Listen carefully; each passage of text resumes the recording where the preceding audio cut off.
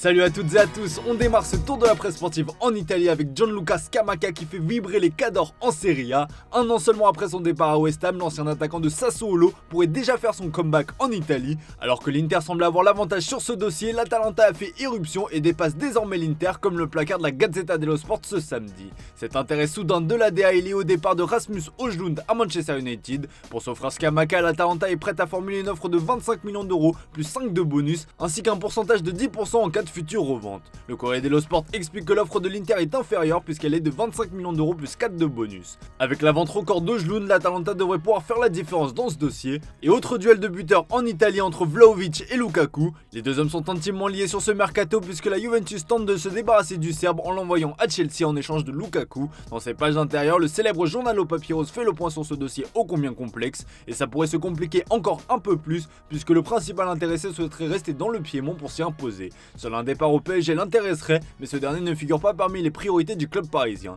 De quoi compliquer encore un peu plus cette affaire. On file en Angleterre avec deux énormes transferts. Comme vous pouvez le voir sur la ligne du Manchester Evening News, tout est bouclé pour Josko Gvardiol à Manchester City et Rasmus Højlund à Manchester United. Les Sky Blues ont annoncé l'arrivée du Croate en provenance du RB Leipzig contre un chèque d'environ 100 millions d'euros bonus compris, faisant de lui le défenseur le plus cher de l'histoire. En ce qui concerne le Danois, tout est aussi bouclé, il va être présenté ce samedi à la maison lors d'un match de préparation face au RC Lens. Montant du transfert 85 millions d'euros bonus compris.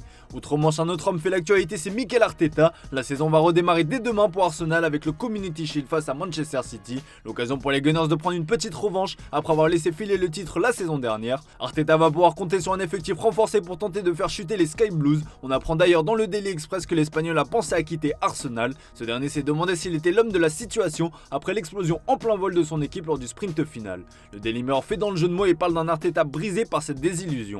Pas le temps de gamberger pour Arteta et ses hommes qui vont avoir une chance d'effacer une partie de ce traumatisme dès demain 17h. Toujours dans le royaume de sa majesté, le dossier Harry Kane n'en finit plus d'exaspérer. Comme on vous l'a expliqué hier dans le JT, le Bayern Munich a formulé son ultime offre pour l'attaquant anglais. Une proposition de l'ordre de 100 millions d'euros bonus compris qui est à prendre ou à laisser, comme le placard le Daily Mirror dans son édition du jour. Le club bavarois en a tout simplement marre des méthodes de Daniel Levy et a donc décidé de mettre un coup de pression. Le Daily Express évoque aussi cette offre de la dernière chance dans son encart, alors que le Daily Mail parle de jour décisif pour Kane dans ses pages intérieures. Si l'ultimatum était fixé à minuit, Sky Sport Germany précise qu'il ne s'agissait pas d'un ultimatum officiel, mais que les dirigeants munichois souhaitent avoir une réponse rapide, précisant par ailleurs que le dénouement est attendu dans les prochaines heures. Encore un peu de patience donc.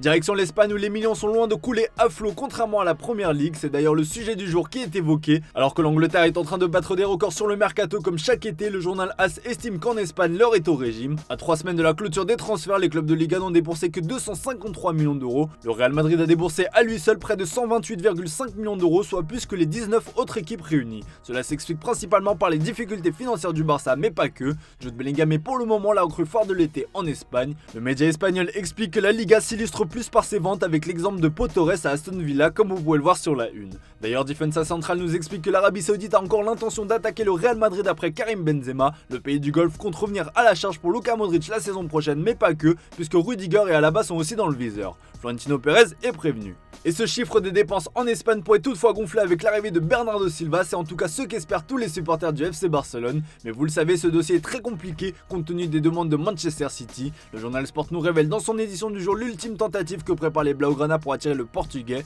Si on vous relayait hier une potentielle offre de 65 millions d'euros bonus compris, le média espagnol nous apprend que le Barça étudie l'option d'un prêt avec option d'achat. Une formule que nous rapporte également le Mundo Deportivo sur sa une. Pas sûr toutefois que Manchester City accepte, d'autant que le Daily Star précise que Pep Guardiola fait toujours le forcing pour convaincre Bernardo Silva de rester. Les médias catalans précisent que le Barça pourrait payer le transfert de Bernardo Silva si une grosse vente intervient d'ici la fin du mercato et en cas de refus du club anglais pour la formule du prêt avec option d'achat. La vente d'Ousmane Dembélé au PSG pourrait fortement y contribuer, même si le Barça n'encaissera pas la totalité des 50 millions d'euros. La moitié est censée revenir au joueur et à son agent. Et dans ses pages intérieures, le journal Sport explique que Joan Laporta tente de trouver un moyen pour récupérer un plus gros montant. C'est d'ailleurs pour cela que l'officialisation du transfert de Dembélé au PSG tarde. Le Barça et le club parisien ne se sont toujours pas mis d'accord sur les modalités de transfert et c'est pour cette raison que le joueur n'a pas encore passé sa visite médicale d'après la presse espagnole. Ça ne remet évidemment pas en cause son arrivée dans la capitale, mais il reste encore quelques détails à régler. Et tout ça nous amène à terminer avec le PSG, puisqu'en attendant Dembouz, le club parisien travaille sur d'autres dossiers chauds, notamment l'arrivée d'un futur attaquant. Avec les pistes Kane et Ojloun qui se sont refermées, le PSG s'est rabattu sur la piste Gonzalo Ramos. Son arrivée est imminente puisqu'un accord a déjà été trouvé avec le joueur. Le club de la capitale tente désormais de convaincre le SL Benfica d'accepter un prêt avec option d'achat obligatoire à hauteur de 80 millions d'euros, bonus compris. Dans son édition du jour, le Parisien se questionne sur ce prix et se demande si le joueur vaut autant. Un prix qui a certainement été dicté par la réalité du marché et surtout le peu d'attaquants confirmés disponibles. Gonzalo Ramos pourrait d'ailleurs ne pas être le seul à débarquer dans la capitale puisque le PSG a réactivé la piste Randal Kolo Muani. Comme on vous l'a confirmé sur notre site, le joueur a bien demandé son départ à l'Eintracht Francfort. Le club allemand est désormais à l'écoute d'offres pour son joueur. Comme le relaie l'équipe dans ses pages intérieures, le Français a clairement exprimé sa volonté de rejoindre les rangs parisiens. Le Bayern Munich est aussi dans le coup en cas d'échec dans le dossier Kane. En Espagne, le journal Marca estime que le mercato du club de la capitale met la pression sur Kylian Mbappé, qui devra se résoudre à passer la saison sur le banc s'il venait à rester au PSG. Voilà les amis, c'est tout pour aujourd'hui. Merci pour votre fidélité, excellent samedi à vous. On se retrouve dès demain pour une nouvelle revue de presse sur Foot Mercato.